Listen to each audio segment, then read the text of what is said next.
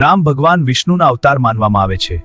અયોધ્યાના રાજા દશરથાને લાંબા સમય સુધી સંતાન ન હતું. પછી તેમણે યજ્ઞ કરાવ્યો અને તેના ફળરૂપે તેમને 4 પુત્રો થયા: રામ, ભરત, લક્ષ્મણ અને શત્રુઘ્ન. રામ બાળપણથી જ શાંત, વિનમ્ર અને ધર્મનું પાલન કરનાર હતા. હે રાજા દશરથ, હું વિશ્વામિત્ર તમારી પાસે આવ્યો છું. મારી સાથે જંગલમાં રામ અને લક્ષ્મણને મોકલો.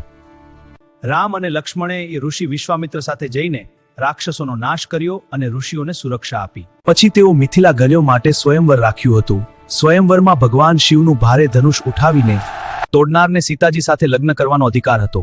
ઘણા રાજાઓ નિષ્ફળ રહ્યા, પરંતુ ભગવાન રામે સરળતાથી ધનુષ્ય અને તેમનો સીતાજી સાથે વિવાહ થયો.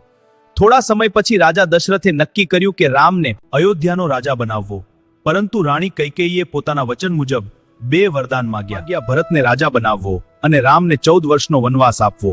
રામે પિતાના વચનને સાચવવા માટે ખુશીથી વનવાસ સ્વીકાર્યો. સીતાજી અને લક્ષ્મણ પણ તેમની સાથે જંગલમાં ગયા. એક દિવસ